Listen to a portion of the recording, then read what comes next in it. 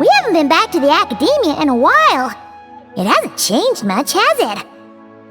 Well, since we've got some time, want to go to the house of Dana? Paimon wants to do some reading! Ha! So you noticed!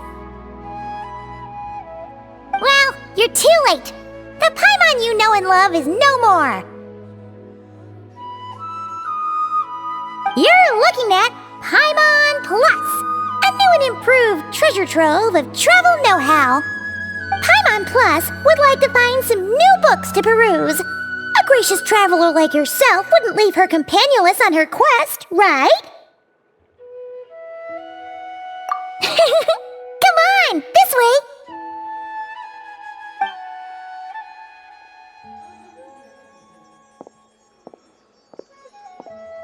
Oh hey!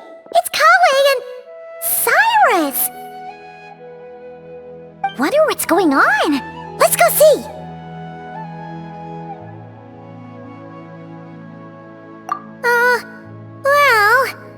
You know what they say? Learning is a lifelong quest. Which means there's always another chance to read a book. But you never know when the next chance to reunite with an old friend will come along.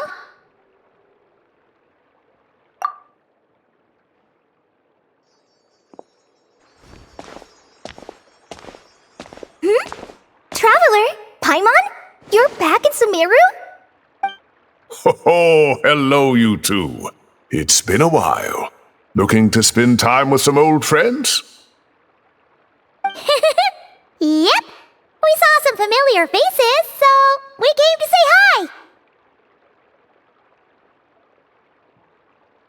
Ho, excuse you, associating me with that woman. And if you're going to remember me that way, you should at least mention my tomato-growing skills. So he's mad about the Zaha-Hadi part, and not the old man part? Well, Paimon's glad to see you in such good spirits, Cyrus. Must mean things are all good here in Sumero. Ah, well, it's quite all right. I'm not the type to take offense at that kind of thing.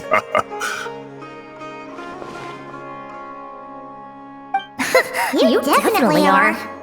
Anyway, what were you and Kale chatting about just now? Ah, that. Well, it was quite a spontaneous meeting. I was leaving the sage's office when I spotted Kale in conversation with a Mahamata, and it looked serious. I thought something bad might have happened, so I hurried over as soon as the conversation ended. But as it turns out, our Kale is moving up in the world. The academia even hired her as a consultant. Wow! That's incredible! Oh, it's nothing, really. Look at that, so humble. Takes after me, she does. Not at all. Not at all. No, wait. I didn't mean that to sound like I don't think you're humble, Mr. Cyrus, because of course you are. I just,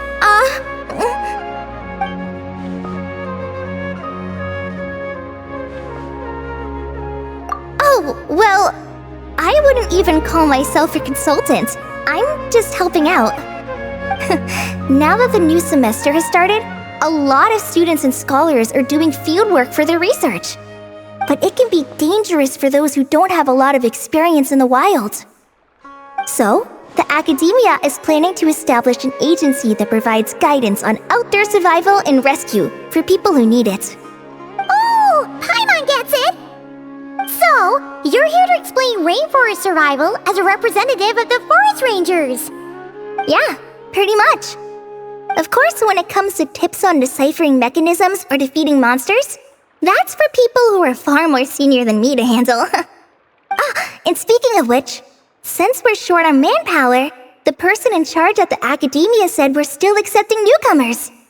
If you're interested, you're welcome to join and share your insights. Ah, seizing the moment. Well done, Kale. Recruiting someone as capable as the Traveler is a great idea. Oh, and just between the four of us, the academia has set aside a generous amount of funding for this project.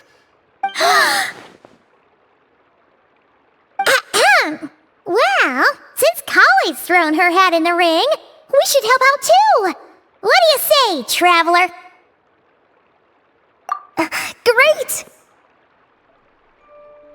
We're all supposed to meet up in Aru village later, so I guess we'll regroup there. I was kinda worried, since Master Tainari isn't around to help this time, but now I feel much better! Yeah, even if you don't trust the Academia's eye for talent, you can trust ours for sure. And mine, of course.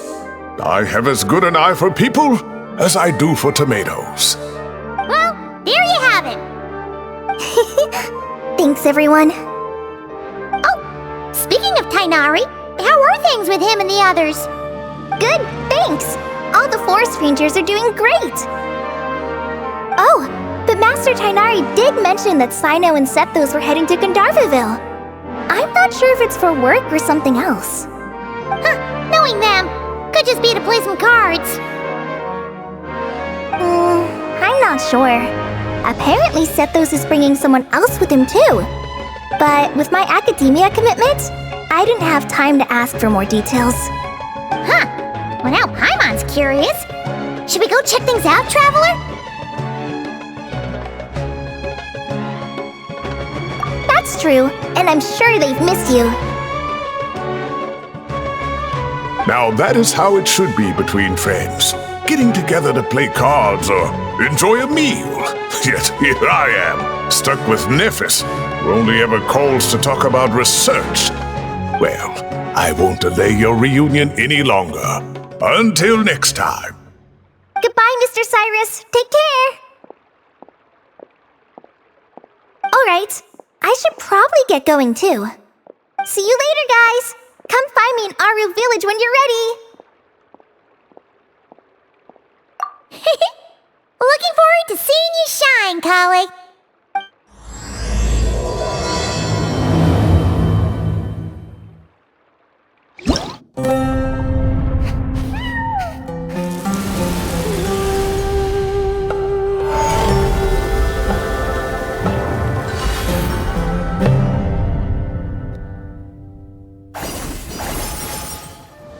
Tainari's place. Tainari's place. Ah! Here it is!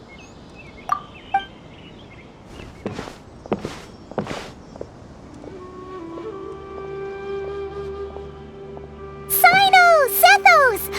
Looks like the whole gang's here! Oh, and Layla's here too!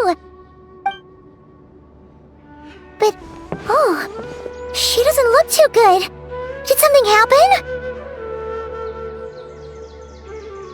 Ah, Paimon, traveler. It's good to see you. I'd welcome you like a proper host, but I'm a bit busy at the moment. Apologies. No need to look that worried. My observations indicate Miss Layla's condition has improved quite a bit. There's no danger to her mind. She's just fatigued and needs some rest. Excuse me for a moment while I blend some calming incense.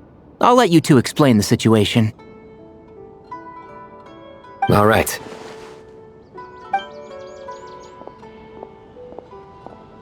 What happened was, Sethos and a few members of the Temple of Silence rescued Leyla, who was out in the desert trapped in a state of delirium. She had to be rescued? Oh, that sounds bad. That's all you're gonna say about it, Sino? I mean, we don't want people jumping to conclusions. That's all I can say about it. The person involved is unable to explain what happened to her, so we're limited in what we know. Sorry. My head... still dizzy. The moons... Exactly how many are there?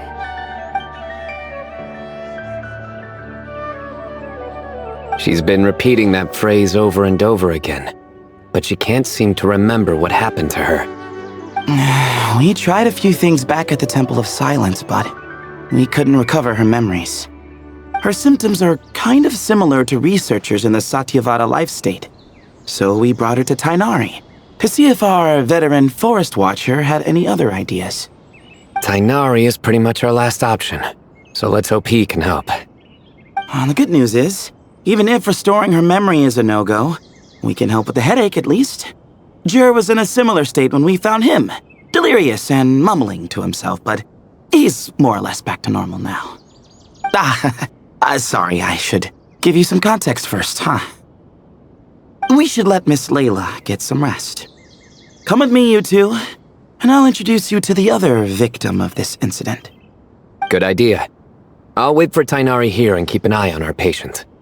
All right then, this way.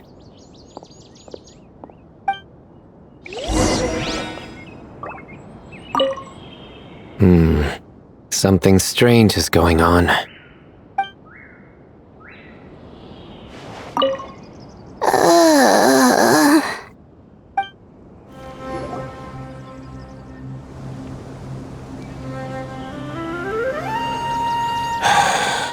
Who did the Ajalenok not offend? I just don't get it. Hey, Jer. Still musing about Aji nuts, huh? Want me to have Sino come over and tell some jokes? Might help distract you. No. No need. I'm done. Oh dear. Another master of puns. One of Sino's card buddies, actually. I think I might just take that as my cue to head back to the desert. Hold on. So, what's the deal with the Ajilenok nuts? Other than the bad Sino jokes. We'll get to that. But first, introductions are in order. This is Jer, a member of the Temple of Silence.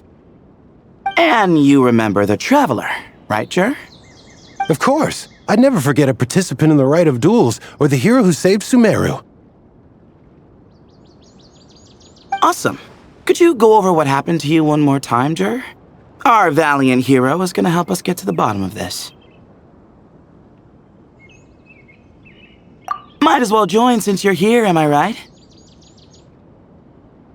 Just hear him out. You're going to want to uncover this mystery once you do. I'd bet on it. Well, I was on an expedition in the desert not too long ago, when I got caught in some quicksand. Later, it became obvious it wasn't normal quicksand because instead of sinking to my death, I fell into an undiscovered ruin. In my panic, arms and legs flailing about, I suspect I touched some things I shouldn't have. Because in that brief moment, an enormous amount of information came surging into my mind. I would hesitate to even call it knowledge, because my brain had no capacity to process the information. To use an analogy, it would be like trying to stuff thousands of Ajilenok nuts into a small water skin without it bursting. Sorry again with the Ajilenok nuts, I know. It's fine. We're getting to that part of the story anyway. True. Well, just as I was on the verge of madness, a single phrase broke through the storm of thoughts in my head. It was a man's voice saying, "Don't eat Ajilenok nuts." What?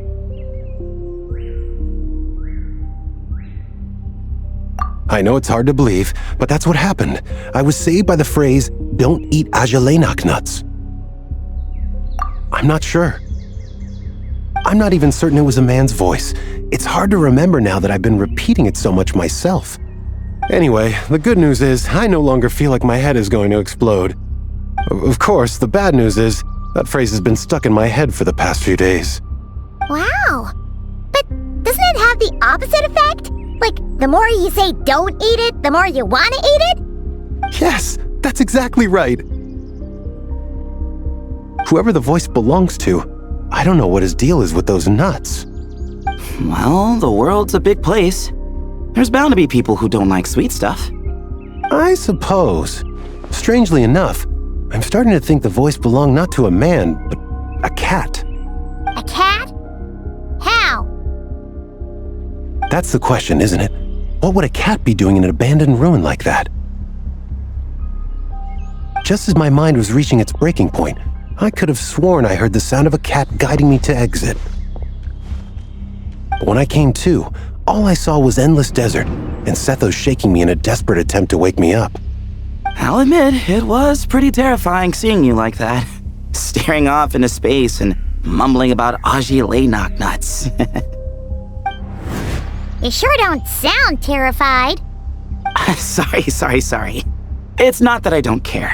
It's just kind of hard for rambling about Lainak nuts to sound menacing.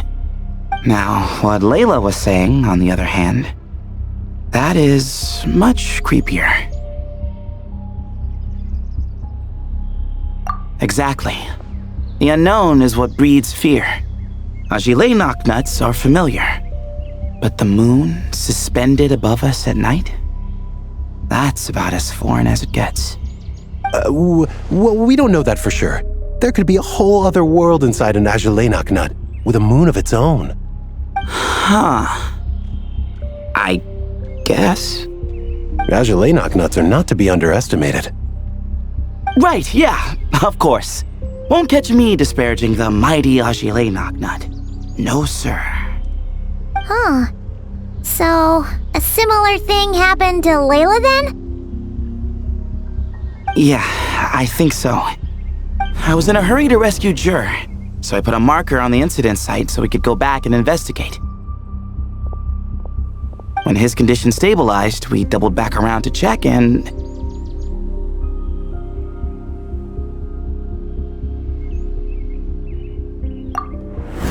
Exactly. Multiple victims with the same symptoms at the same location. It wasn't hard to conclude that something is seriously wrong with that place. So, after we got Layla out of there, I had the Temple of Silence put up a warning sign at the scene and send patrols to watch the area. Speaking of, Sino, Tighnari, and I are going to head back there and investigate once Layla is stable. So, as per usual, you're here just in time. That's for sure. But there's another reason I want Sino and Tighnari involved in this. Because the story doesn't end there. Right, Jer? Oh, yes. Where was I? The Lainak nuts butted in and I... Right. Yes, the cat. As I followed the cat noises, the voice said something else. So, there are those from Tula who still endure.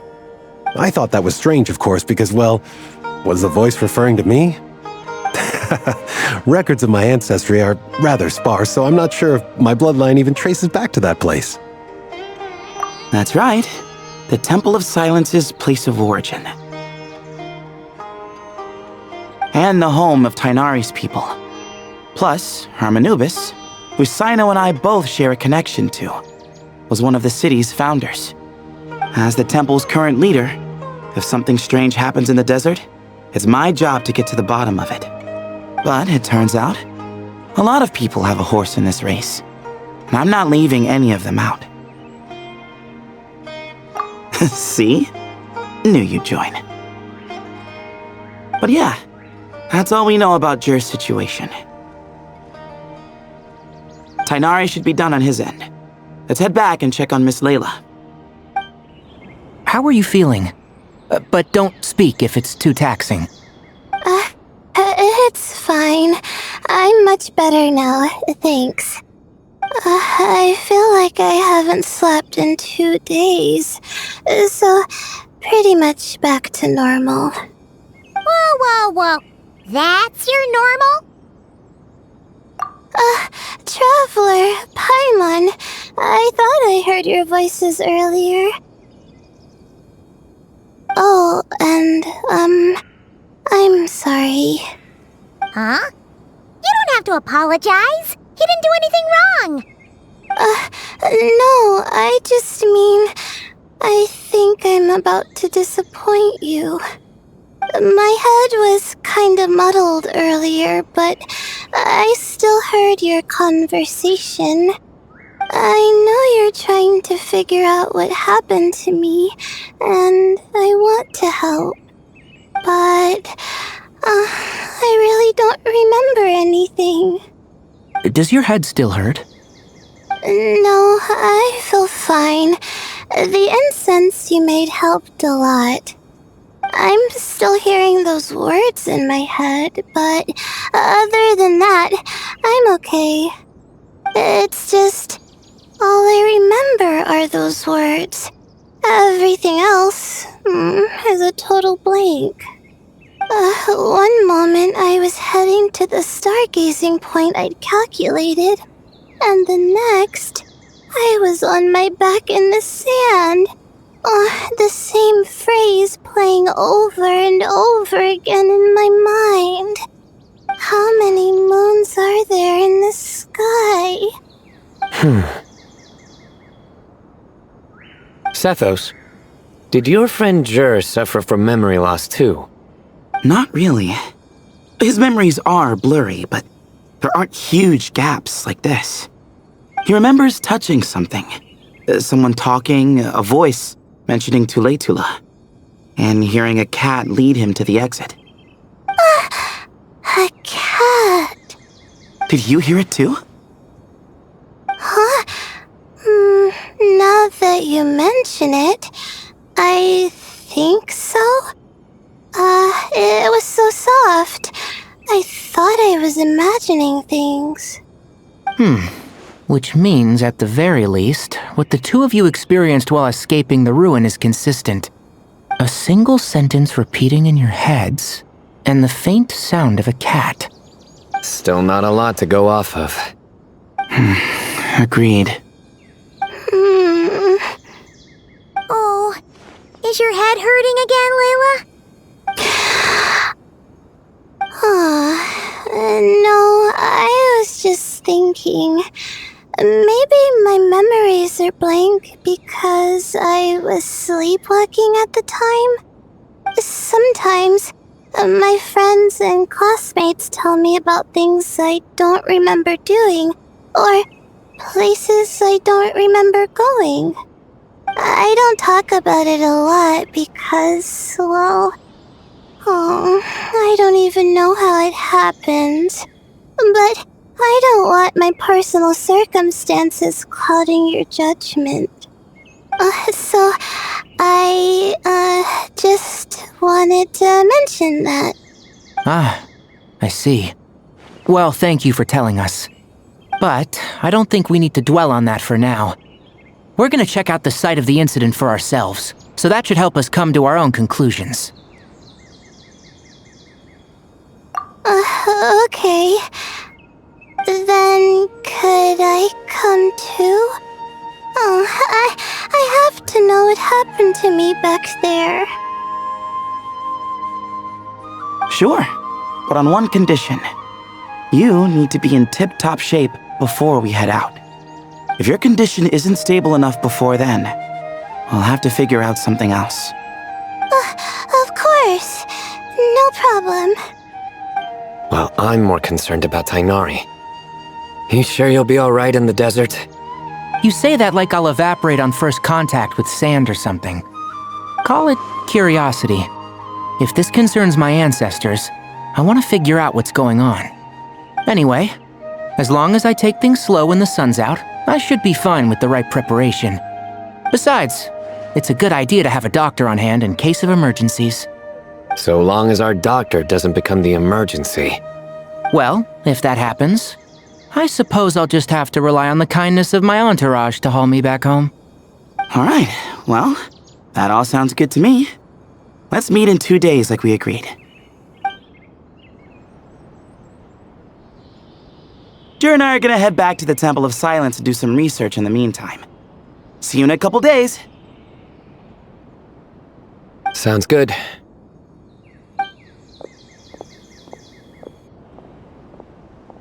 What about you, Layla? If you feel like you need more rest, I can arrange a room for you to stay in. No need. I've asked enough of you as it is. Besides, I feel a lot better. I should make it back to my dorm, no problem. You sure? Don't push it too hard, or you might end up sleepwalking along the way. Don't worry, I'll be fine. I have other things I need to do anyway. Like letting my advisor and classmates know that I'm fine, adjusting my stargazing schedule, things like that. If I don't get it all done, I doubt I'll be able to sit still, let alone stay here and get some rest. I'm not so sure that's...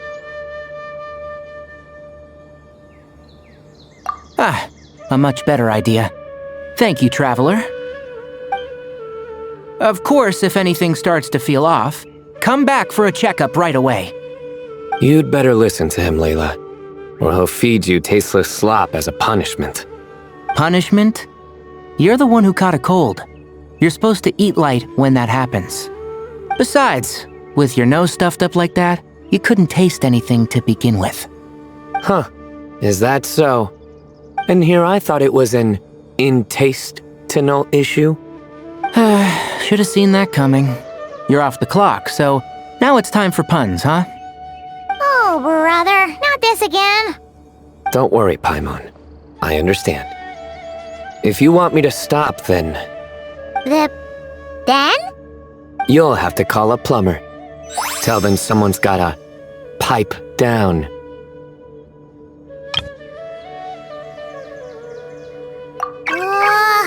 This is getting more insufferable by the second!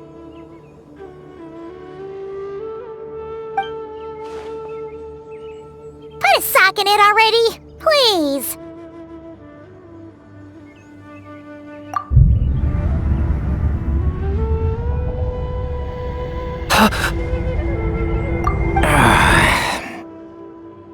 Paimon's done with this game. You win, okay? Let's just get out of here. Please. All right, you stay safe. I'll try to stay sane.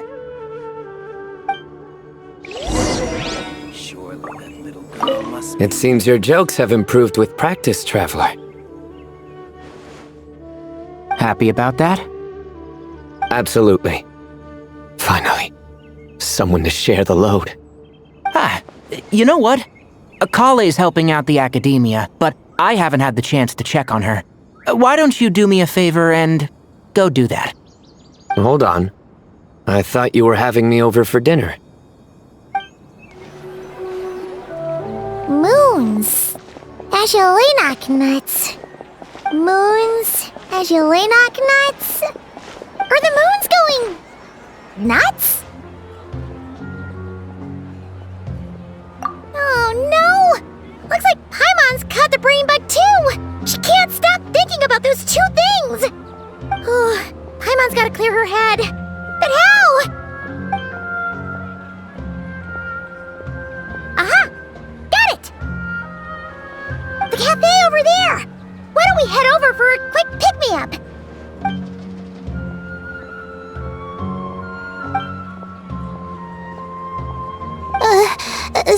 Sorry. I feel kinda tired all of a sudden. Wait! Is it because of all Paimon's muttering just now? Oh, sorry. The coffee will be Paimon's treat, okay? Hey! You make it sound like Paimon's stingy or something! Huh. Well, she'll just have to show you her true colors. Yeah! Starting now! You sit tight and take care of Layla, Traveler. Paimon's gonna get us some snacks and coffee. Be right back. Don't go anywhere in the meantime.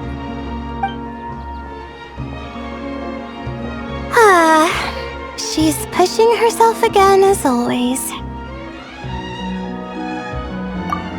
Saw right through me, huh? I apologize for the sudden emergence, but I didn't have any other options. Well, that's true. So, for our sake and your safety, allow me to fill in the gaps in her memory. That's right. Layla was already in bad shape, stressing about her new study topic, focusing on the stars instead of her surroundings. By the time she realized the danger she was in, it was too late.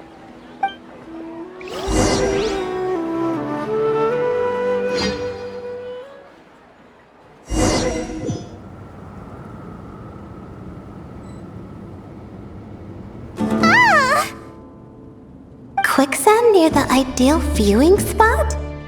Wasn't expecting that. Looks like Layla's been under a lot of pressure lately. She hasn't been paying attention to her surroundings. But why would quicksand lead to a place like this? Well, all in all, looks like a common desert ruin. Guess there's nothing to do but try to find a way out. Oh, Layla, what have you gotten yourself into this time?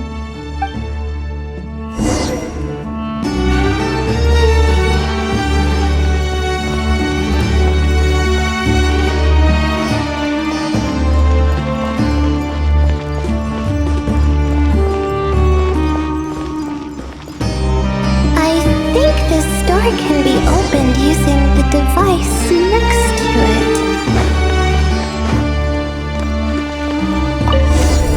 Just like I thought. Ugh, what was that? My head. It hurts. Is Layla waking up?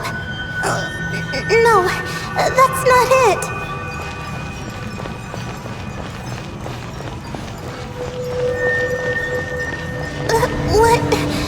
What's going on? It's too much. I don't understand.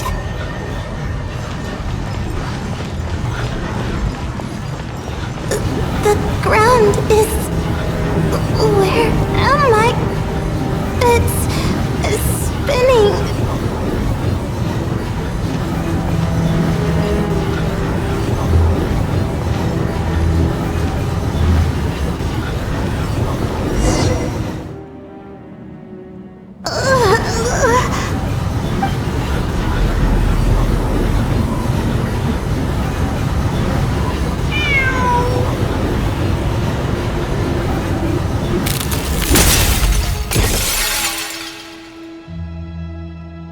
How many moons are there in the sky? How many moons are there in the sky? Okay, information isn't rushing into my brain anymore. That's good. How many moons are there in the sky? My head hurts, but there are no more dark spots in my vision, and I can see in front of me.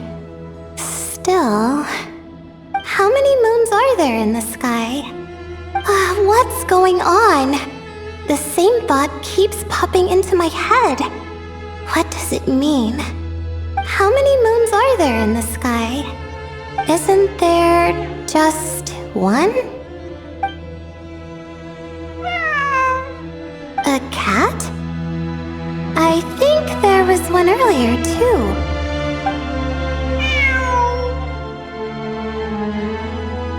I'm not hearing things. It really is a cat. But what is it doing here? How many moons are there? No! Stop it!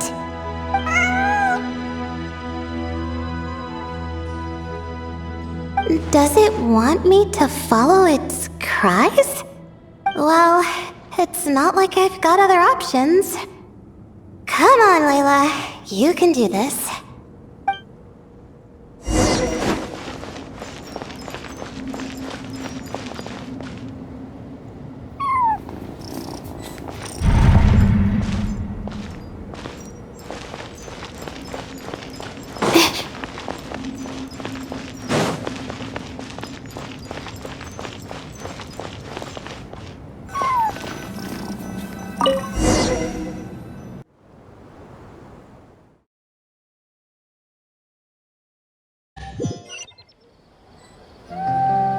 And so, I followed the cat's cries to find my way out.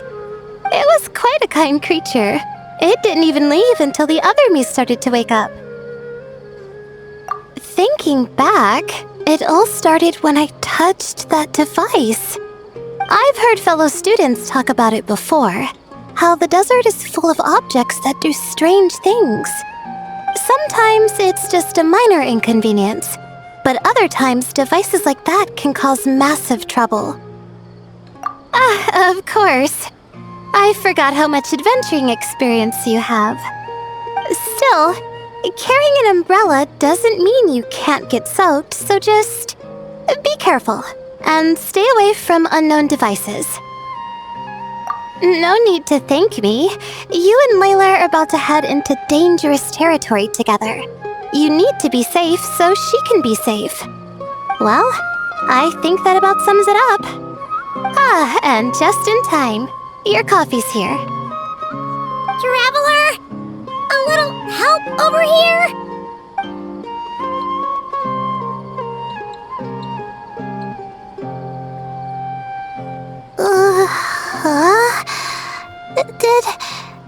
Did I fall asleep? Wow! Paimon didn't even know she had such an impressive skill! Ha! Does that mean since Paimon bought this coffee, it would just make you sleepier? A beverage that puts people to sleep. Better saved for work hours, I think. What? So you can nap on the job? Who does that? Huh? Oh.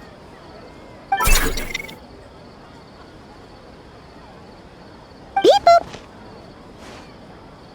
Oops. Oh, hey, Kaveh! Nice to see you! Oh, and you too, Marak!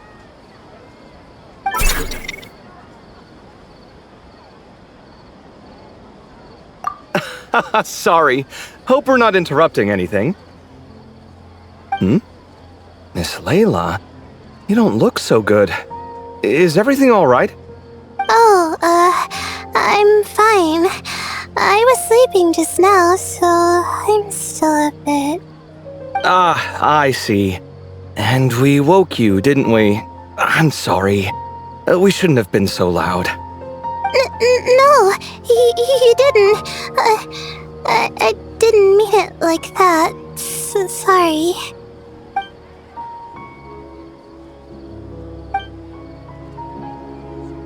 Wait, where are you going? You just got here!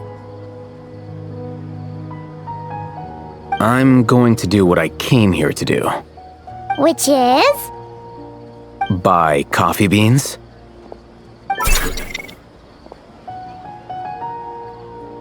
Huh? You're going too? Marak! Fine. Run off with him. See if I care. Well, looks like I get you to myself.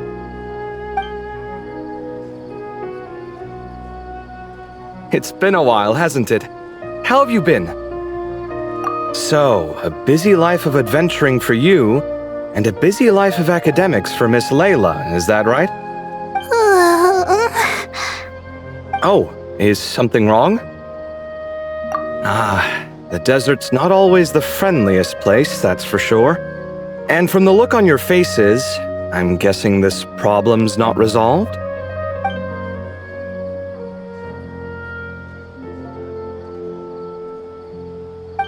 Don't force yourself to talk about it, of course.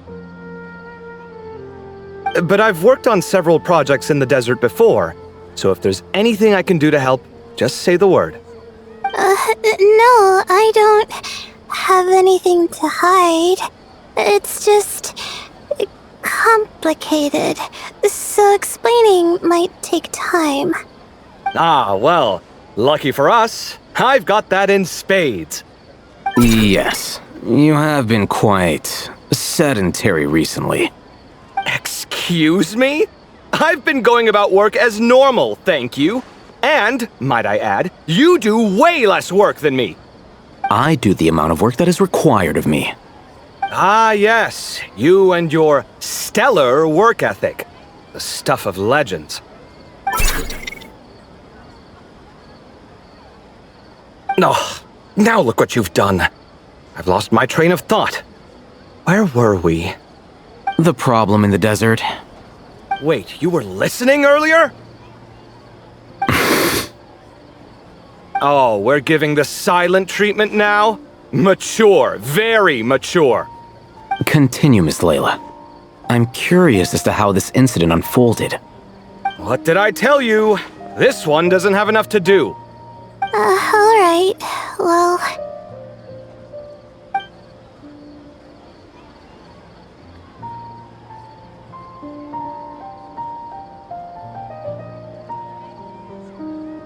Could you still use some extra hands on this investigation team of yours?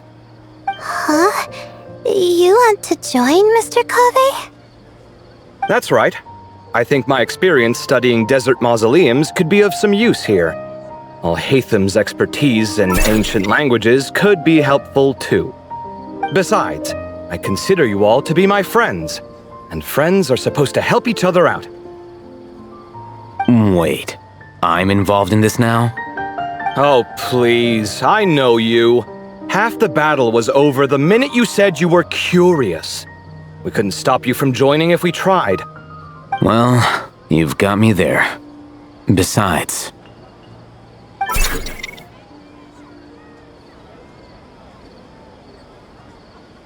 This suitcase of yours has been jumping at the chance to volunteer for a while now. I imagine... You imagine? Mechanical life forms might also feel homesick from time to time. Huh. Huh. Now that you mention it, Marak's core was a component sourced from the desert. That could prove useful. You're sure you want to come with us? It could be dangerous. Oh, I'm sure. All the more reason to recruit as much help as possible. It's important to count on friends at times like these. Our pleasure. It's a plan, then.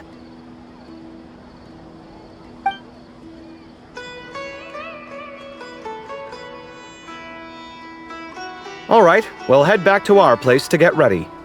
This one hasn't been on a trip in a while. Chances are, he doesn't even remember how to pack a suitcase. I'm not worried. It'll get done. Somehow. Would it kill you to help every once in a while? I do help. It's called moral support. Oh, of course. And I am ever so grateful. Goodbye, you three. We'll see you soon!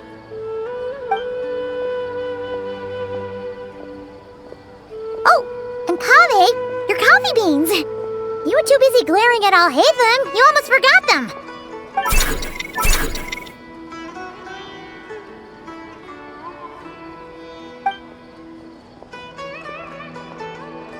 Well, we're pretty close to the academia now. I should be fine from here. Thanks for the coffee, Paimon. I feel much better now. Right. I'll follow the doctor's orders. Or try to, at least. With the blessing of the stars, I hope we all get a good night's sleep.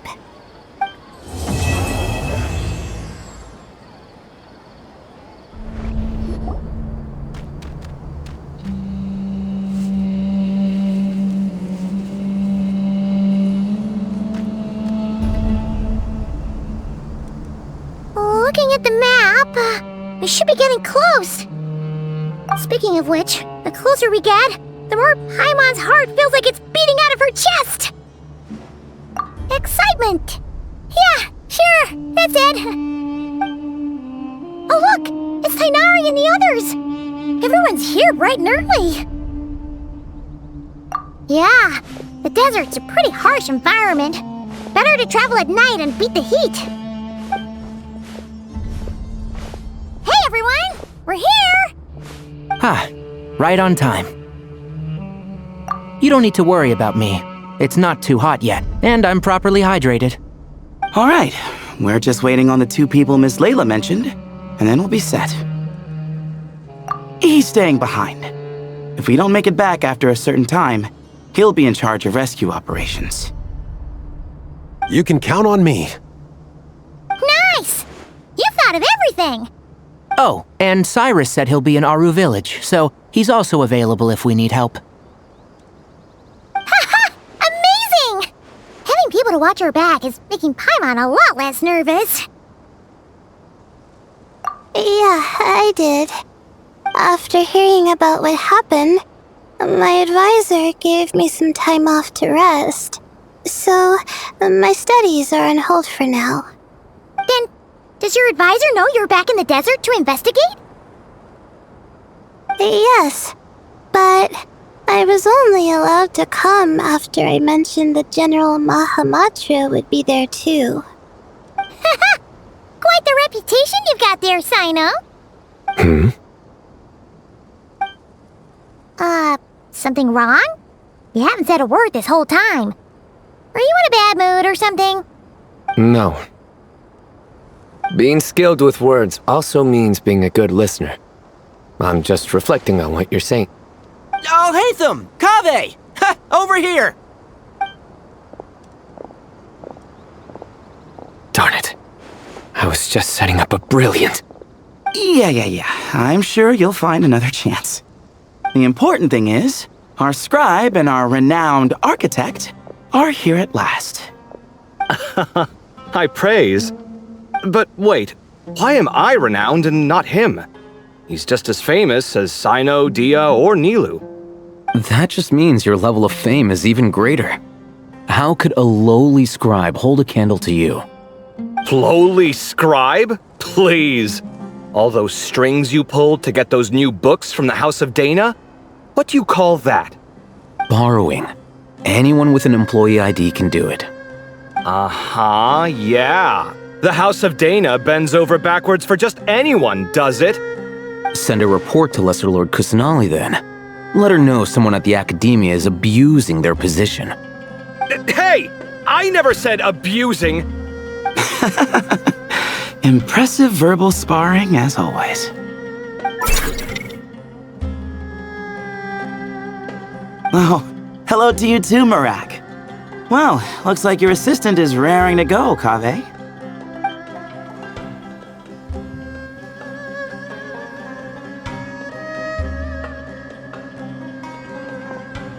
So, I say we get this show on the road.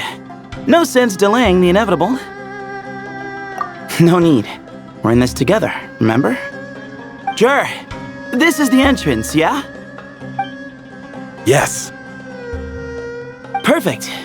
Then, if we're all set, let's get moving.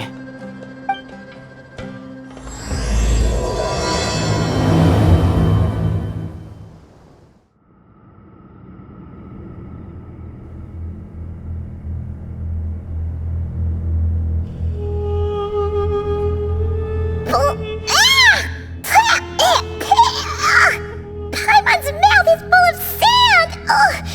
So that's what falling into quicksand feels like? If this was quicksand, we would have struggled to breathe. No. I think this was regular sand, and we didn't sink into it. We fell through it. Into this place. Agreed. In other words, sounds like a you problem, Paimon. Ha, very funny. No, wait, Paimon's the only one. Ha! See? What? I'm the only one with sand in my shoes? Yeah, right.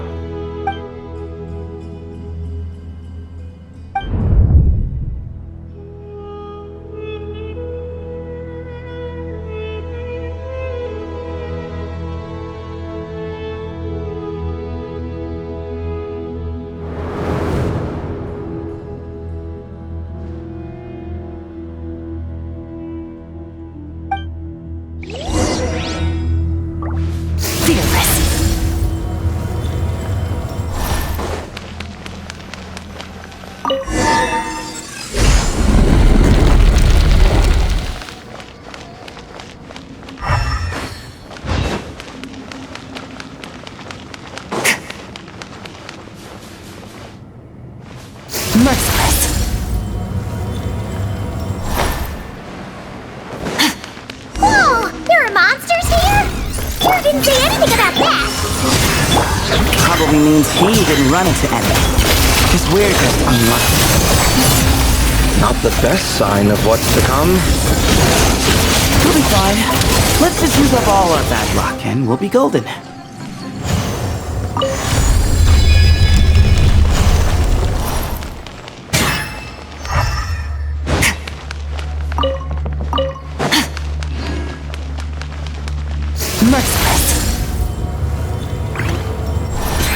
Let's dance.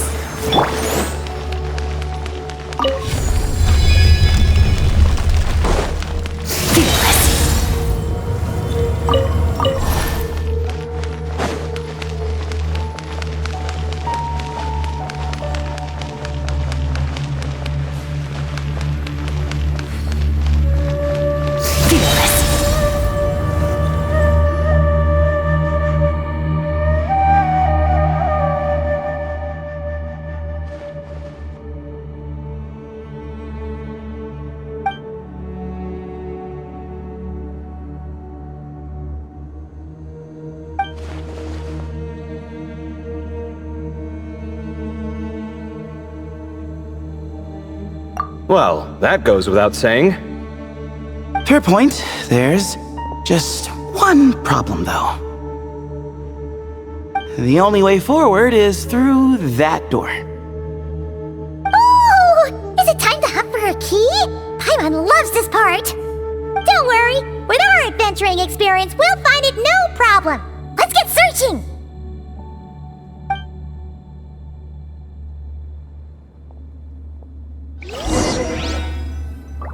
Marak, wait!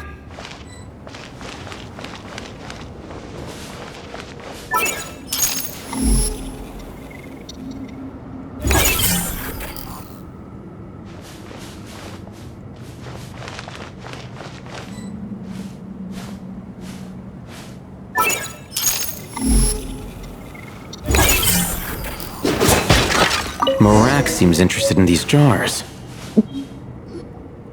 Marak, this isn't really your old home, is it? No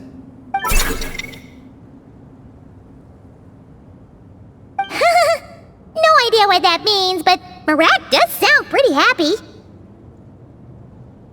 So, mechanical life forms do have the capacity to miss home. A novel discovery. Well, with Marak leading the way, we should be safe, right?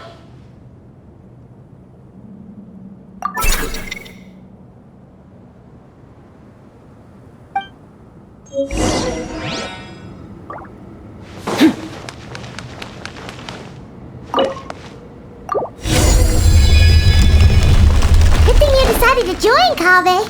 Otherwise, our investigation would have ended at that door. It was nothing that I did. You should thank Marak instead.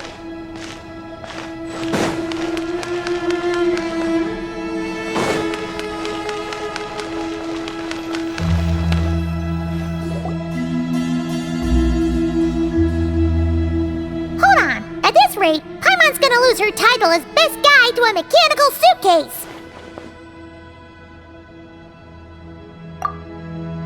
Aw, thanks. Hey, wait. What do you mean, useless? Well, no weird mental symptoms so far. I'll take that as a win. That said...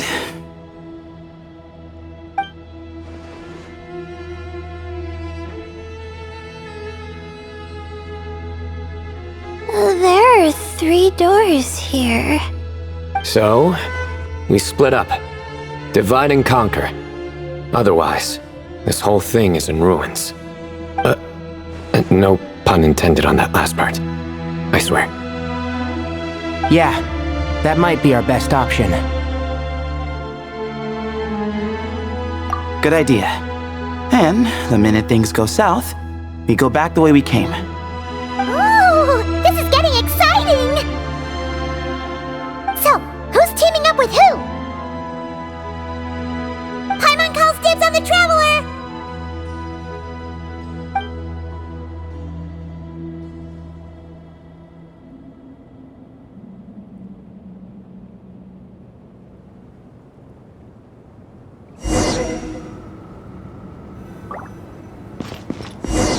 Well, this takes me back. Last time we were in the desert together, the 2 of you came all the way out here to gang up on me. Oh? Sounds like someone's holding a grudge. Just what I like to hear. If you're still hung up on that last one, just name the time and place, and we'll have ourselves another thrilling... duel. Huh. What's with the awkward pause? Were you expecting me to stop you from saying something stupid? You two can have 1,000 duels for all I care, after we're done here. For now, focus on the task at hand.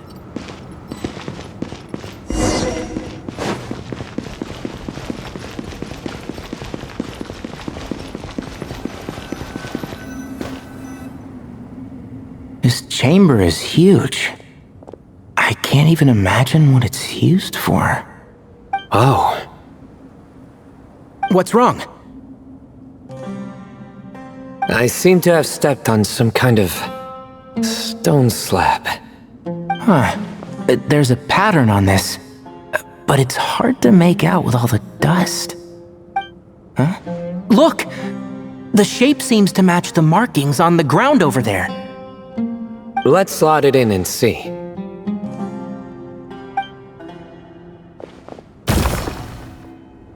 And we have a match.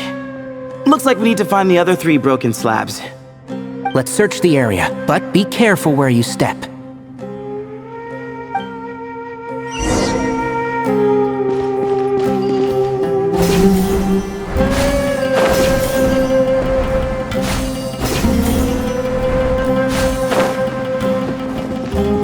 Ooh, got one. Ouch, but watch out. The edges are kind of sharp.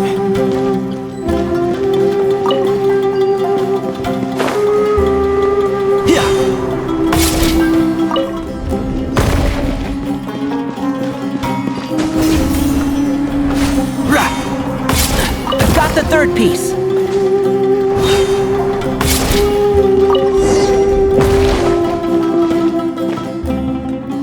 We just need one more.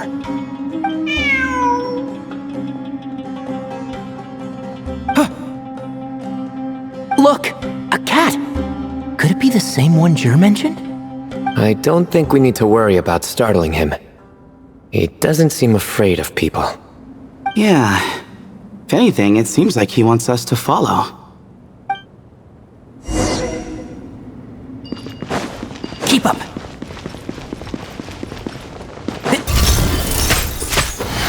Let's nip that in the bud. Can't see? Nowhere to run! Through me, justice is served!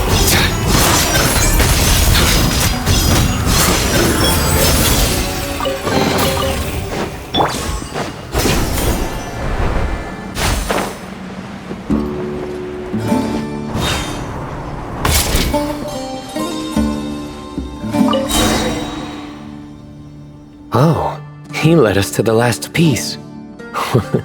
Who's a good kitty? I never thought I'd hear you say something like that. You've clearly never heard how the professor talks to his tomatoes, then.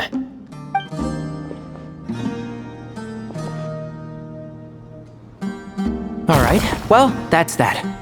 Now, we need to figure out how to get rid of all this dust. Behold, the great Vayuvyastra. Be honest. You've been waiting to say that for how long now? Just activate the mechanism.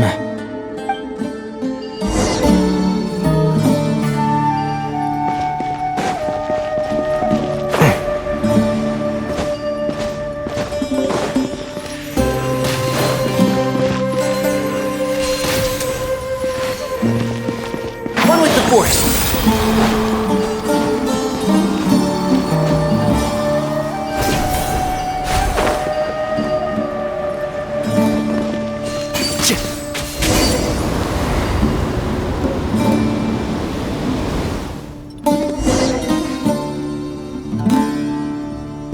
Huh.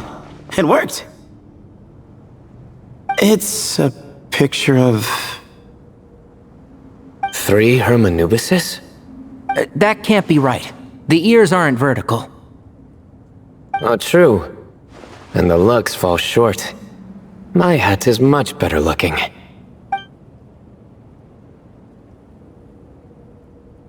A goat, an ibis, and a crocodile. Oh, wow. Our botanist knows more than just plants. Riveting observation. I was just thinking. These 3 figures look a lot like the 7 pillars of King Deshret. That's right. These are our colleagues. Our what now? You sure about that? Just kidding. But what I meant by that is, these were Hermanubis' colleagues back then. The middle one is the Goat King Harashef, Minister of Ministers, the god Amun's most trusted chancellor.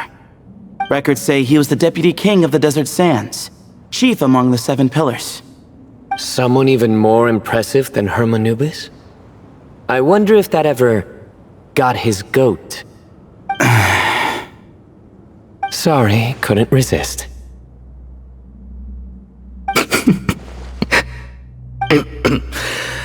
Okay, that was a good one. Wait, really? I've got so much more where that came from. Where were we? This is Sopik, the Crocodile King, captain of captains. As the name suggests, he was a valiant commander and had dominion over all weapons of war. And finally, this is the Ibis King Thoth, scribe of scribes. Your memory's pretty impressive. I bet you're almost as good as me at memorizing cards. A scribe? Did he manage archives then? Like Alhaitham? Wait, that's all Alhaitham does? I never knew being an academia scribe was such a cushy job. Well, that's how his friend put it, anyway.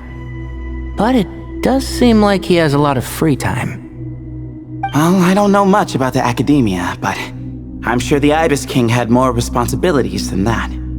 The temple's records say he represented the wisest aspects of King Deshret, inventing the desert script and arcane arts at his king's command.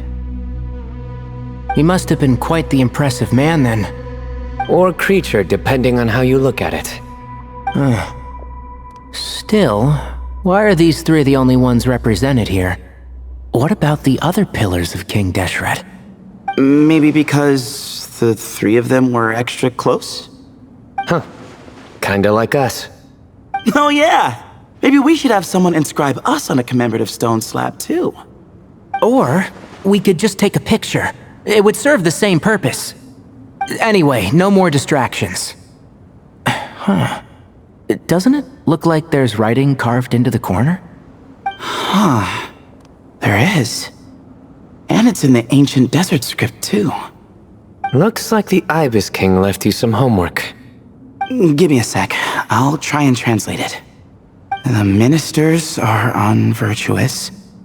The scribes unwise. The captains unworthy. My end is not humanity's end. Hereby bestow upon you all a far side of eternity.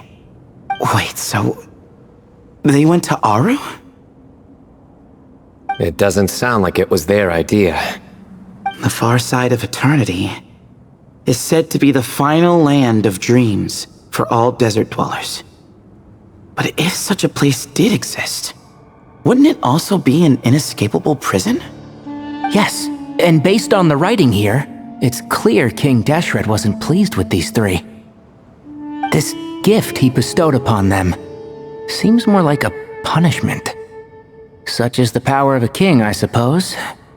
Which means the goat's the one who got in the end. Huh.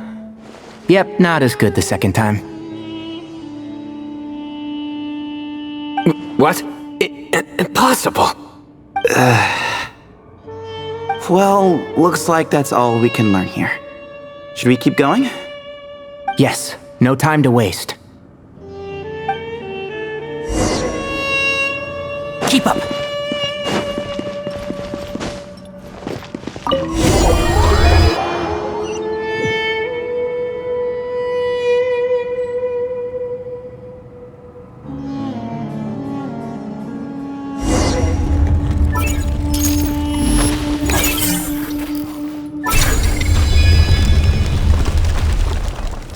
Jeez, who knew a suitcase could be so fast?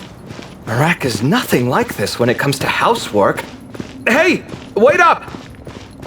A scout's job is to take the lead. Just let Marak figure it out. Easy for you to say. I'll be the one doing the repairs if something happens. Why don't you go scout ahead then? When I think of a comeback, I'll let you know. No rush. Oh, Marak stopped. What is it? Found something? Looks like something covered in sand. Let's get it out then. Come on. Oh, it's a stone slab. Good job, Marak.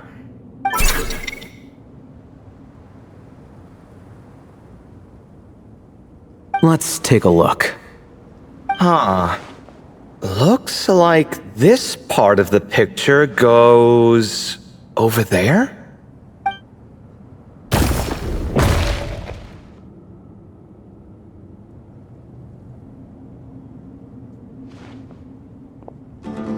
In that case, there must be other pieces.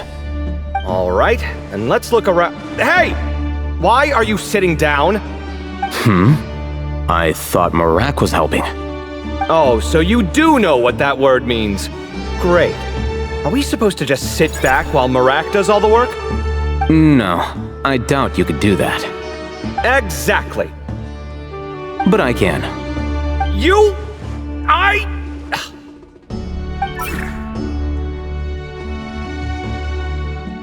See? It's all coming back to me. How insufferable it is to work with this no-good, do-nothing... We could be more efficient, I agree. I'll work on this piece. You take care of the rest.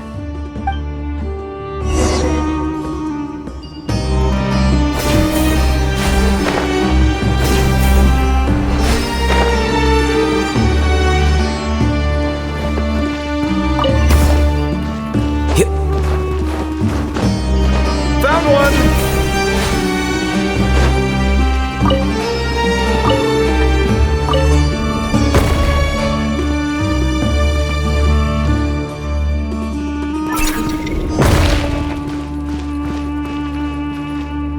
Good teamwork! Looks like we found them all. The pieces fit together like a glove. But we can't see what's on them. Turn around. Huh? Look. Oh, I've seen this before. It can create strong winds. Just what we need to clean off the slab. Come on, let's... Hey! Don't worry about me. If I sit here, I won't be in the way. Oh, you don't want to be in the way? Then sit right in front, so the device can blow you straight back to Sumero City.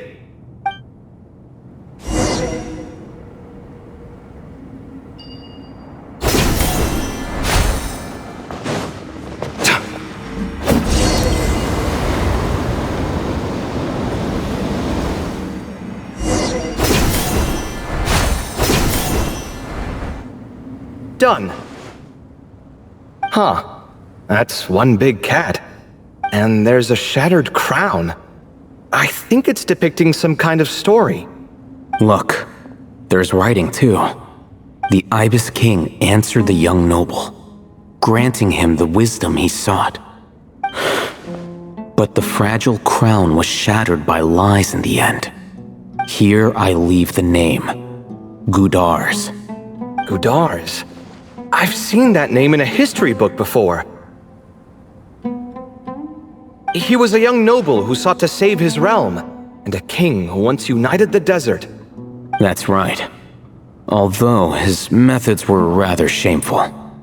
During his long reign, he betrayed his family and the nobles who supported him, only realizing the error of his ways after his enemies left him nowhere to turn. But by then, it was too late. Seems like a common occurrence across history. Different people, same mistakes. It's an inevitable pattern, destined to repeat itself.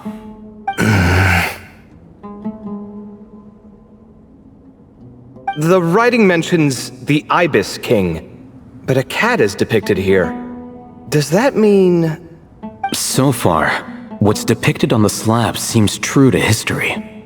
In which case, this cat is either a proxy for the Ibis King or a manifestation of said king himself. Exaggeration is a common method ancient records use to highlight a being of higher status. And as we know, Lैйле and Jur both heard the sound of a cat while escaping the ruin. You're saying the Ibis King, one of the legendary 7 pillars of King Deshret, is here, still helping those in need? I'm saying we can't rule it out.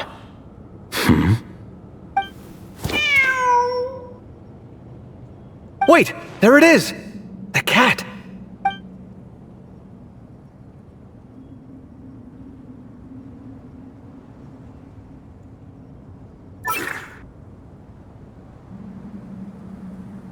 Marak went after him. The cat's showing us the way forward. Come, let's follow. Okay.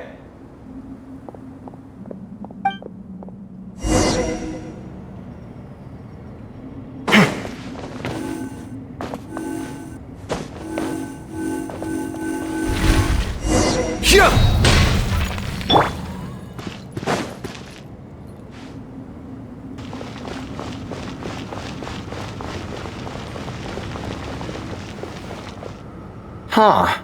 The cat's gone. Yes, but look where he led us. Oh. Another slab.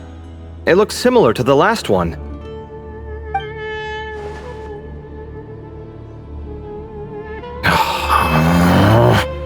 Oh, by all means, take your sweet time. Wouldn't want you to overexert yourself.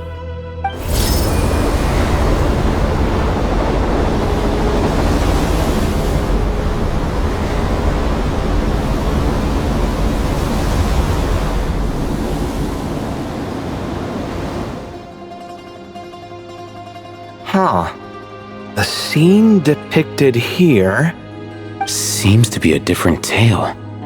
The Ibis King answered the gin-blooded dancing girl, granting her the wisdom she sought.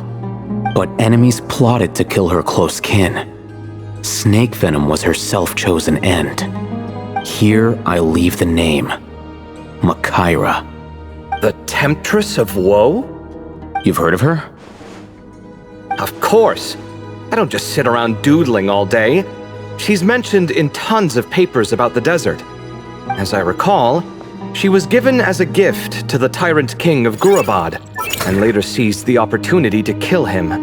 After getting her vengeance, she reigned as queen for many years, until her enemies attempted a coup, and she took her own life. That's more or less the version I've read as well. It seems this queen also had dealings with the Ibis King. Yeah, I'm starting to find this whole granting wisdom business a bit concerning. I mean, considering how Gudar's and Makaira ended up, it might not have been a good thing. But, at the same time, if the cat guiding us is linked to the Ibis King, then he doesn't seem like a villain either. People are complicated. And the same is true of the servants of the gods, no matter their wisdom or power. Let's reserve judgment for now, and keep moving.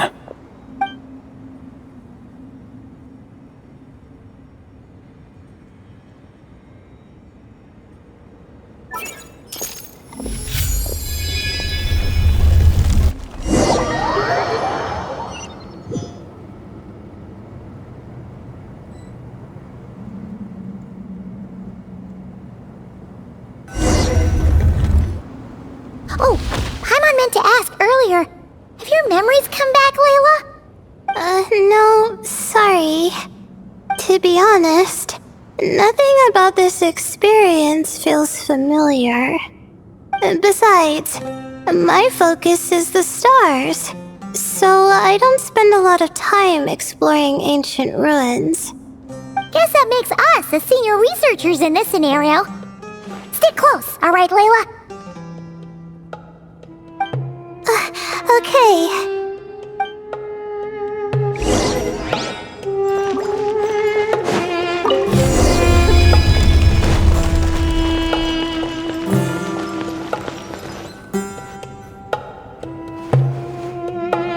Wow. What a tall ceiling. Yeah. But for such a big place, it's so empty. Like no one ever lived here. Sure must have been boring to live in ancient times, staring at ceilings all day. Now that you mention it, I've heard some people used to draw star maps on their vaulted ceilings.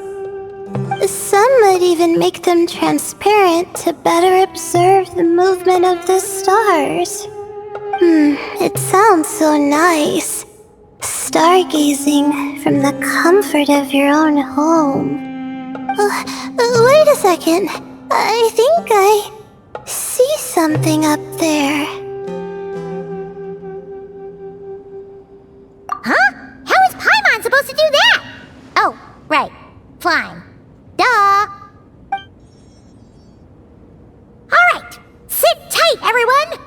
Adventurer Paimon will be right back!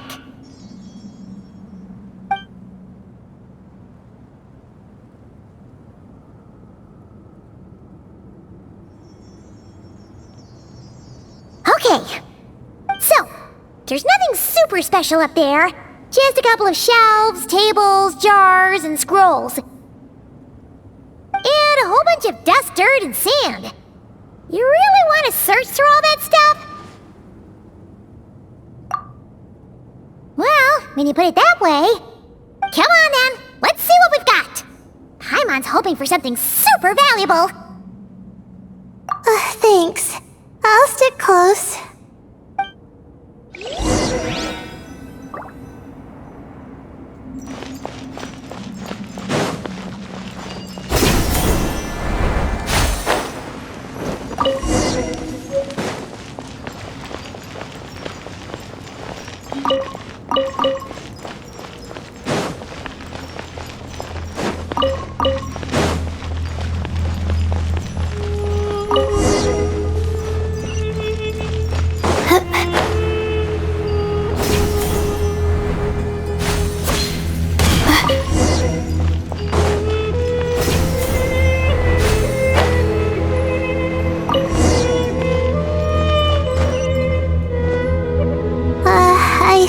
That's everything.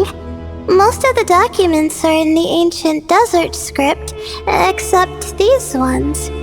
These seem old as well, but the handwriting makes them stand out.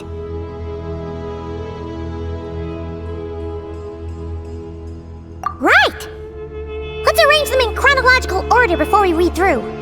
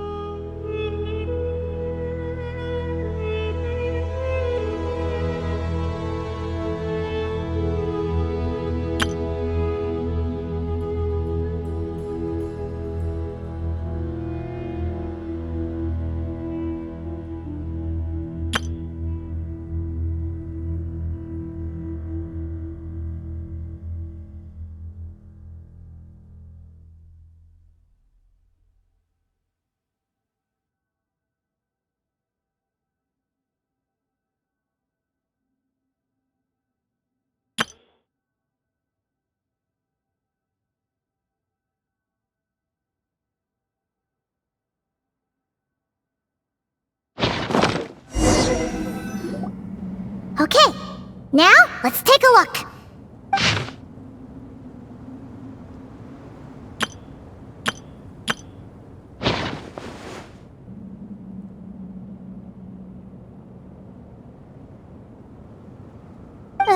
Maybe this person fell in by accident, like Mr. Jur and me. Yeah, maybe. But they don't sound super worried about their situation. So, either this person's an ace adventurer, like the Traveler, or some kind of super optimist. An optimist, huh? Oh, I wish I could be that sort of person. That's right! You're detailed and passionate. Great qualities for an adventuring buddy. This optimist seems super obsessed with exploring every corner of this place. That could have gotten them in big trouble for all we know. Well, I appreciate the compliment. It's almost magical how words like that can make you feel like you can do anything. I only wish that magic could last a little longer. Until I figure out my new study topic, at least.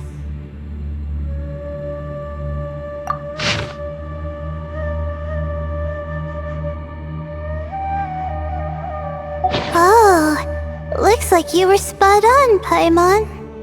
See? Told ya! That's what happens when you don't think things through. And all this talk about seniors and juniors, he was a student just like you, Layla. Whew, he sure talks a big talk for a student, though. You'd think he was some kind of old scholar instead. What is it? Did Paimon say something wrong? No, not at all. I was just thinking, and this might sound rude, but the way this person speaks is just so... you noticed too. I mean, it's good that he helped treat his companion's wound, but it didn't seem like it was out of kindness. More like he was looking out for his own self-interest, or thought he could get something out of it. I don't know. Maybe I'm reading too much into it.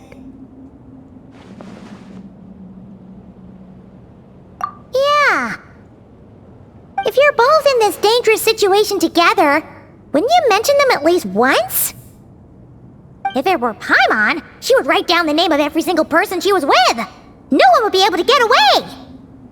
Actually, I find Paimon's approach quite sensible. It makes sense from a safety perspective, too. That way, if anyone came to the rescue, the notes would be able to tell them everything they needed to know. Whoa! That's genius-level thinking! Well, I learned that from Madame Farzan, actually. I'm not speaking from personal experience or anything. Oh, no! I'm just a student. It's fine! You taught us something, so you're our teacher! Simple as that! Anyway, from the looks of things, the student who left these notes behind was pretty weird. Let's keep reading.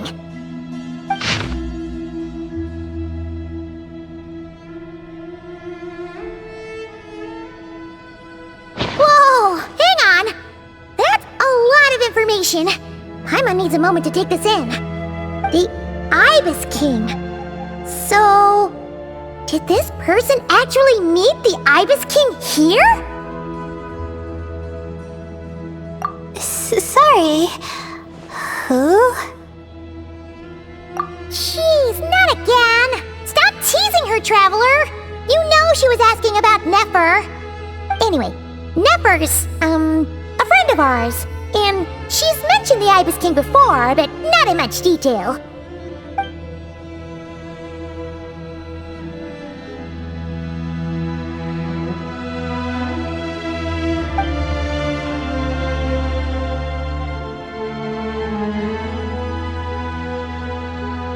Oh, I see. Well, that's not too surprising. Most people in Sumero know about King Deshret, and most in the academia have at least some knowledge on the 7 pillars. Legend has it, King Deshret ruled the desert at the head of several wise retainers, guiding their people to pursue the limits of wisdom. He also left behind treasures for future generations, which continue to be relevant in nearly every research discipline. Now, this message indicates this student and his senior were rescued by the Ibis King. But to think it's possible to meet him in a place like this... We don't know when these notes were written, but didn't the 7 pillars disappear a long time ago? Yeah! The notes made it sound like his powers were restricted. Also, the mention of this form? What is that supposed to mean? I'm not sure. Let's keep reading.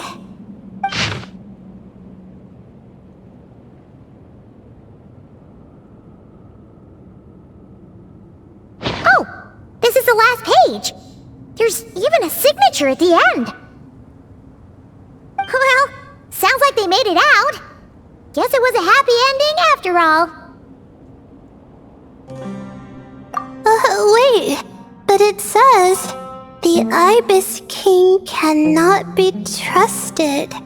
Huh. Our friend said something similar. That the Ibis King was a liar. And the notes did make it seem like something wasn't quite right with him.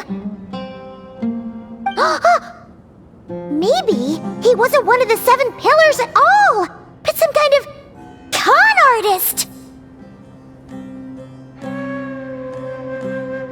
Huh? What's that supposed to mean? I think Paimon raises a good point. Let's keep our guard up just in case. Alright, I think that's all the clues around here.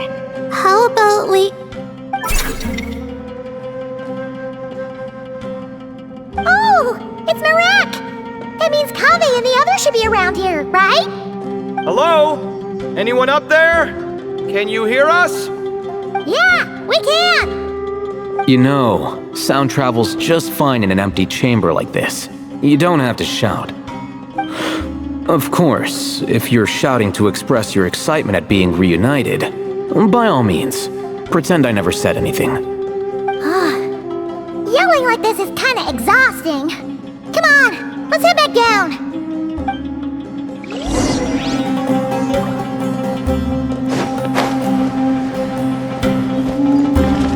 My guiding stars!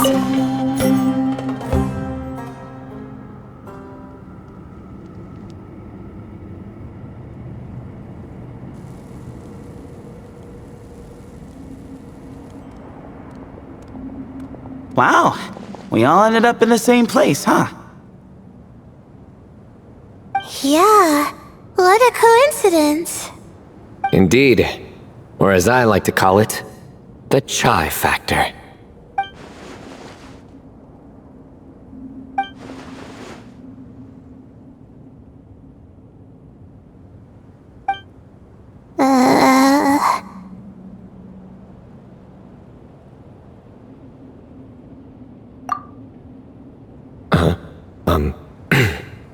No reply? Just say it. All right. Because it's spice to sweet brew again. Oh, hey, that's a new version. Oh, wait, what? You've never heard that one?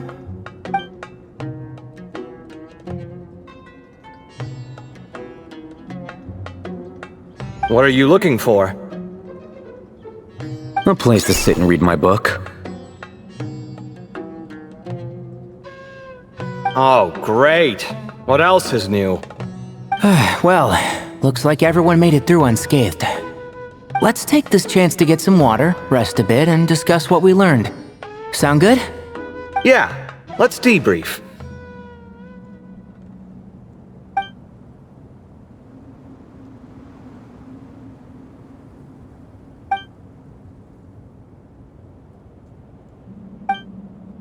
Okay, so we all learned a lot, but it feels like we ended up with even more questions.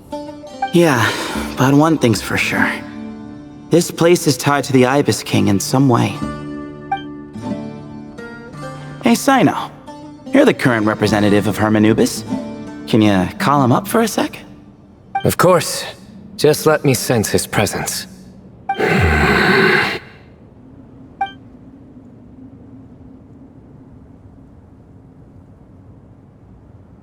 Just kidding. I can't sense him at all.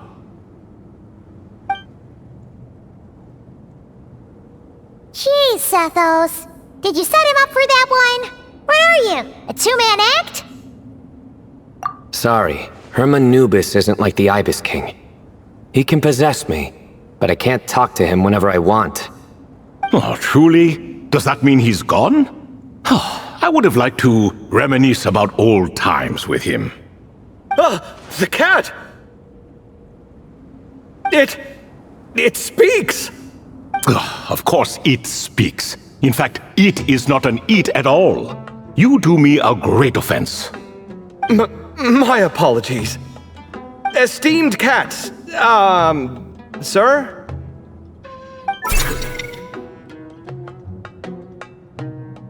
Oh, this little contraption is still here. Contraption? No, this is Marak.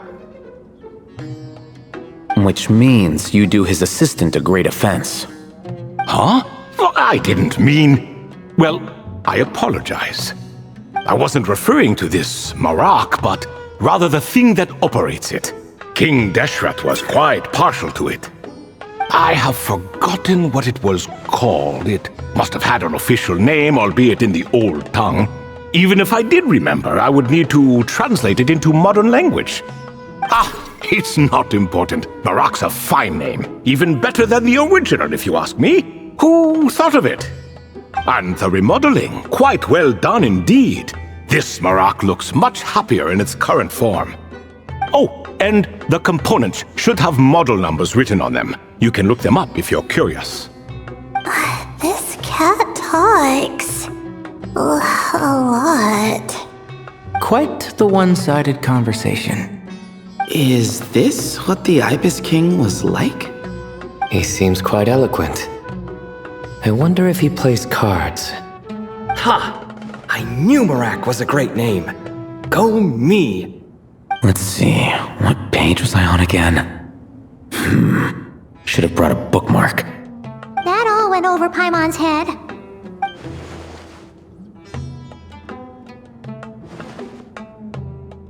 Hello indeed. For you to know my name. Yes, I was not mistaken. You are special among your companions. But you are all guests. It is only proper to invite you in. Come then, this way.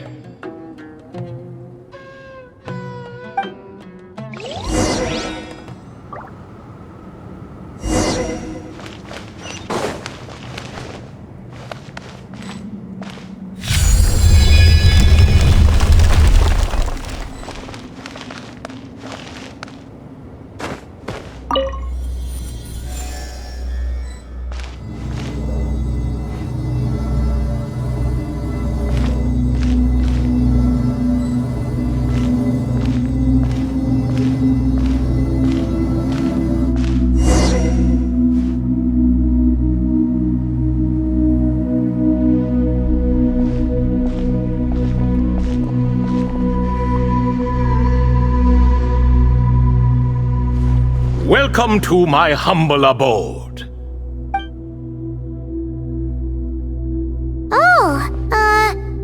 Your house sure is spacious, Lord Ibis King. I fear it's not quite what it used to be. In fact, it has long ceased to be my home at all. It belongs to the descendants of the cats I once raised. Such adorable creatures, aren't they? Take the one I'm borrowing here, for instance. A chubby fellow with such lovely fur. Anyway, tradition dictates that a special guest such as yourself be presented with a gift. Alas, it's a first-come, first-served basis, you see. I fear with the passage of time, none are left. What? So the treasure's gone already? Treasure, you say? Not an inaccurate description. Yes, and no. I have the power to grant gifts inaccessible to the masses. The only requirement is answering a question. Not a bad deal, yes? Of course, my questions were given unto me by King Deshret, who in turn received them from the Mistress of Flowers. There are 3 and no more. What causes our rise and fall? What obliterates love and hate?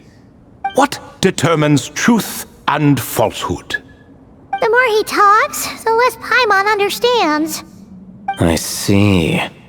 That must mean Gudars and Makaira managed to answer 2 of the 3.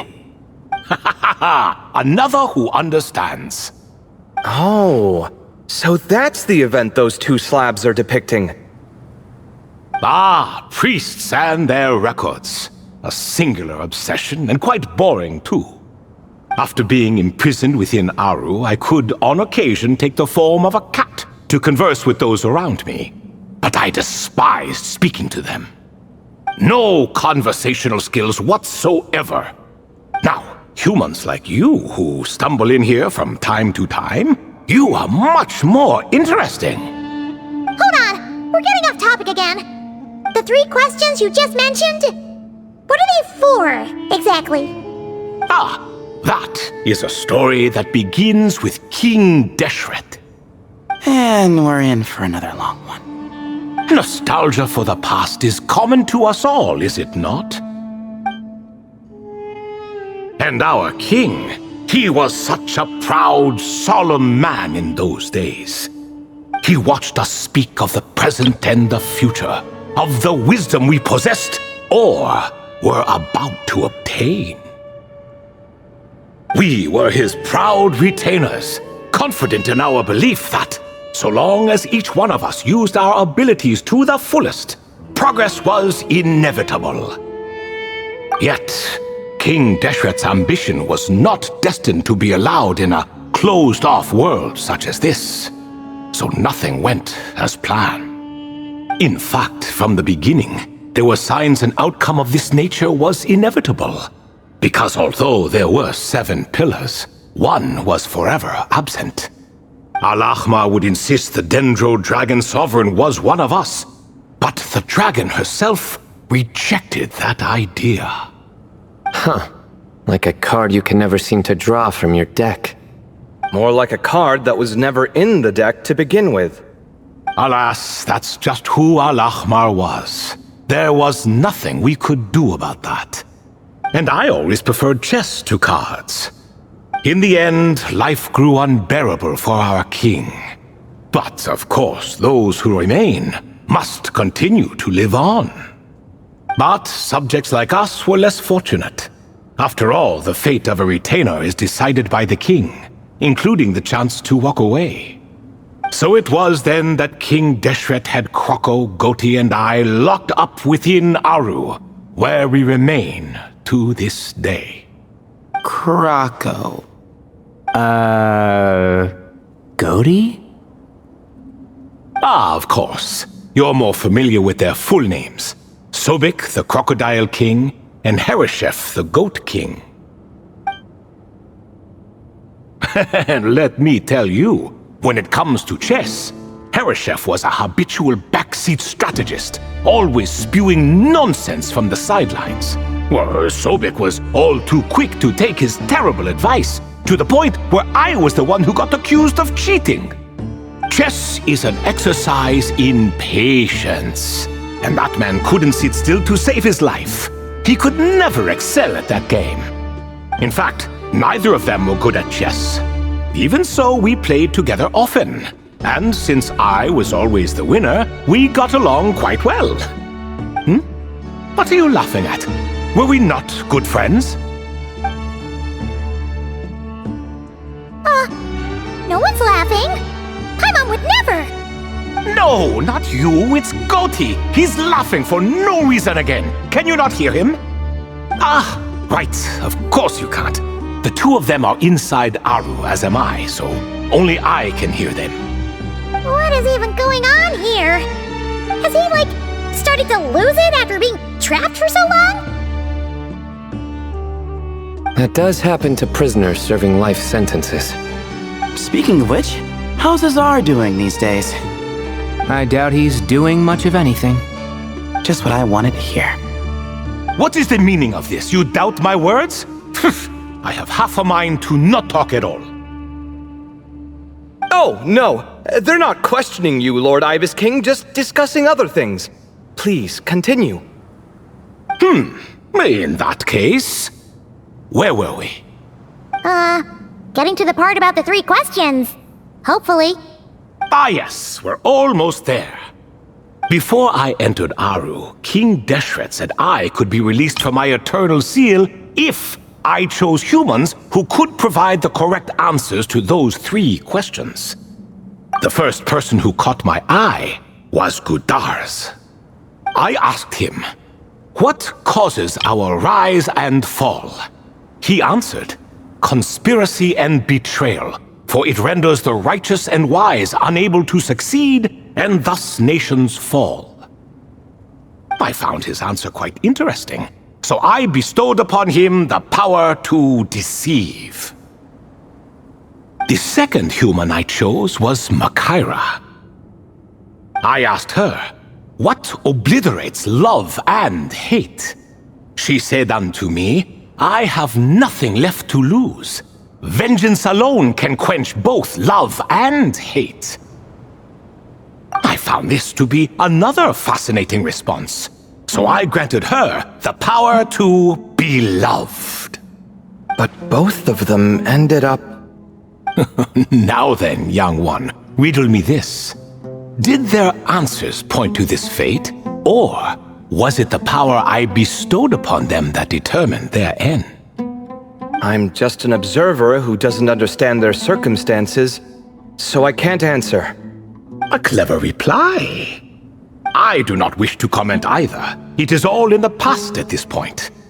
My only wish was for their answers to be acknowledged by King Deshret's rules and bring me one step closer to freedom. As for the final person, her fate remains to be seen, so I will not reveal her name.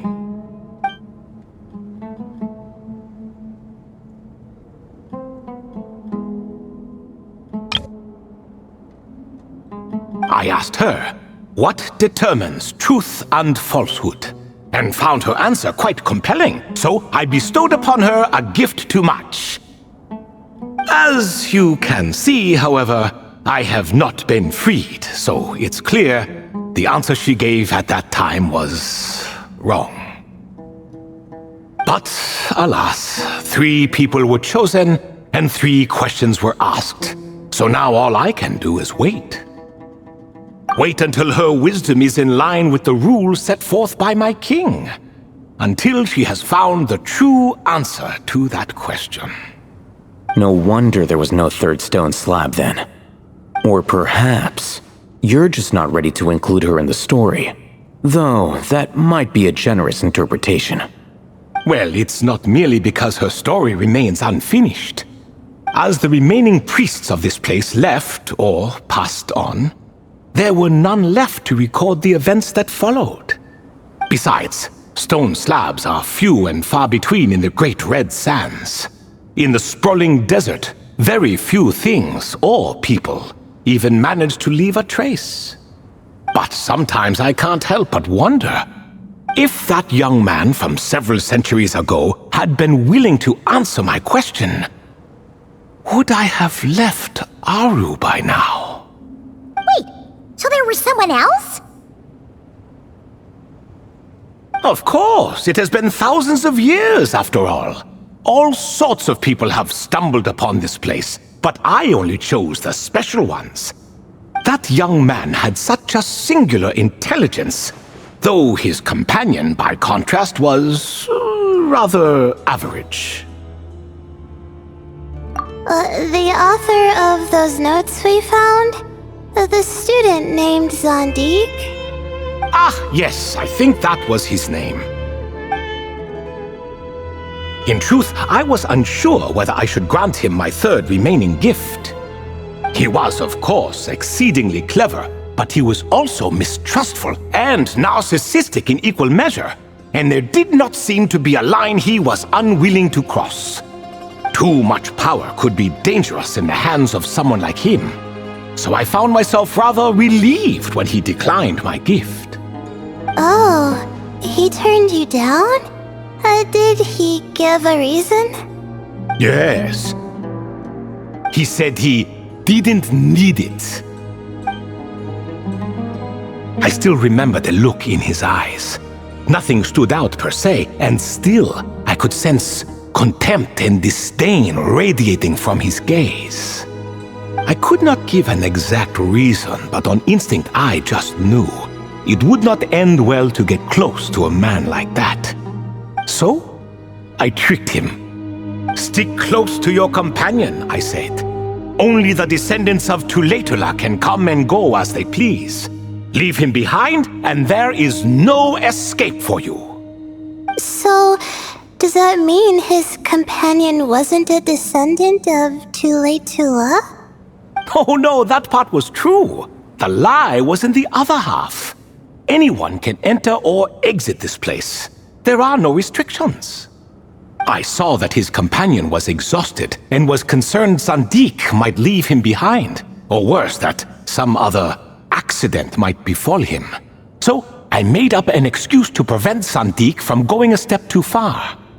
Oh, and speaking of, Sandeek's companion had the same blue hair and pointed ears as you.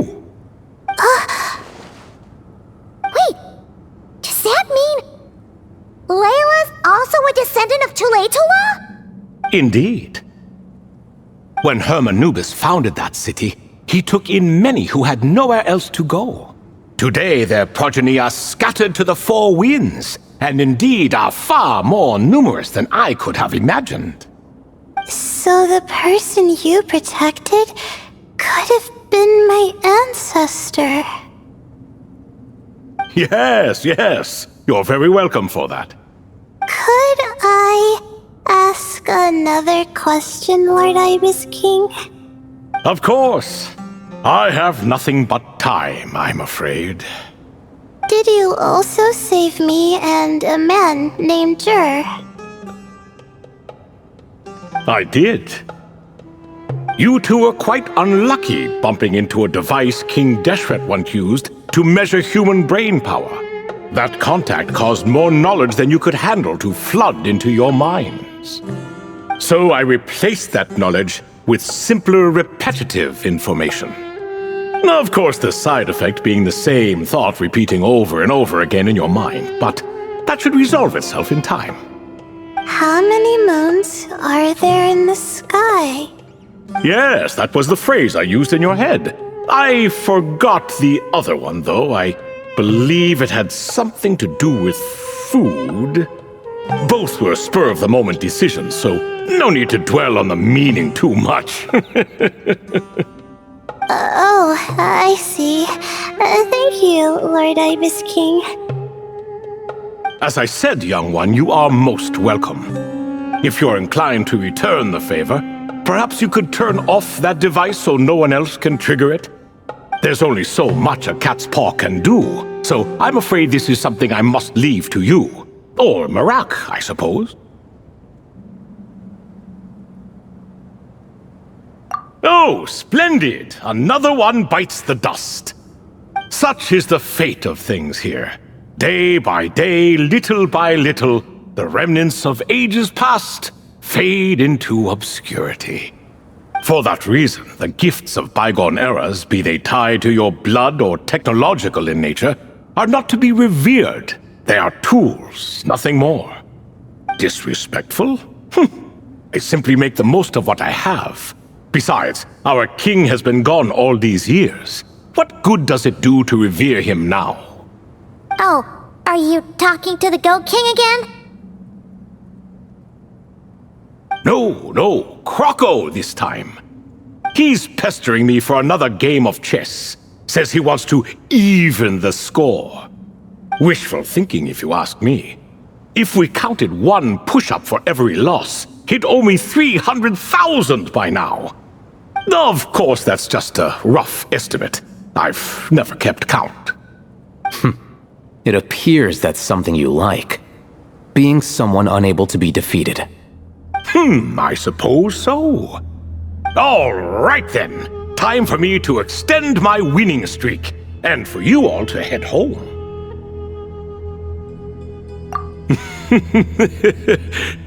In truth, deep down, I know even the answers to those 3 questions will not change my fate. But that is for me to reckon with. Go on now.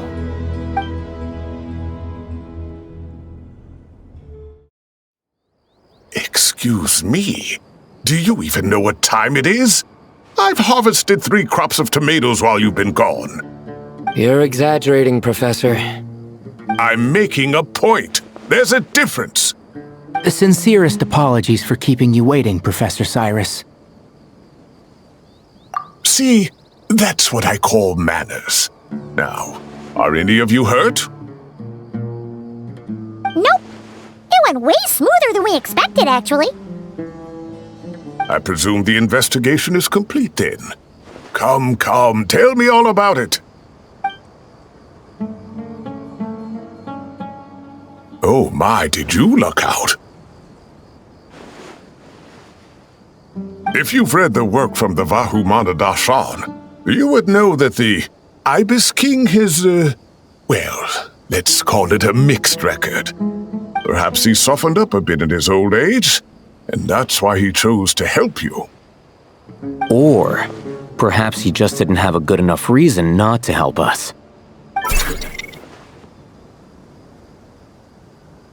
See? Marak agrees. How do you even know that's what Marak meant? That could have just been a happy noise. In any case, there's a lot to be happy about. We figured out what happened to Layla and Jer, and there were some unexpected takeaways too. Yeah, I never expected to learn about my ancestry. I've always thought of myself as just an ordinary student. I never would have even considered something like that could be true. Come to think of it, our ancestors might even have been friends at some point. Huh? You're right. Maybe I should take a trip back home to see if I can find any records about that. Oh, I was just throwing that out there. I wouldn't want you to go to the trouble. It's fine. My advisor gave me a break, and I still have a few days left, so... Oh, wait. My study topic. I haven't made any progress at all. No. I need to focus on that instead. Right. Couldn't you help her, Professor? Huh? No, I could never. Me, you say? I'm from the Spatamar Darshan, and I don't think that Nephis or Zahahadi researched the stars. All I have to offer are my homegrown tomatoes. Although I suppose it's not impossible. I can ask a few old friends to recommend some interesting topics. You really don't have to. It sounds like a lot of work. Hardly. A few passing questions while we water the plants? It's no trouble at all. Thank you so much. Of course. Now it's getting late, and you all must be tired. Let's wrap things up here. Some say desert nights are the sun taking mercy on us after the heat of the day. So, let's leave while she still feels merciful.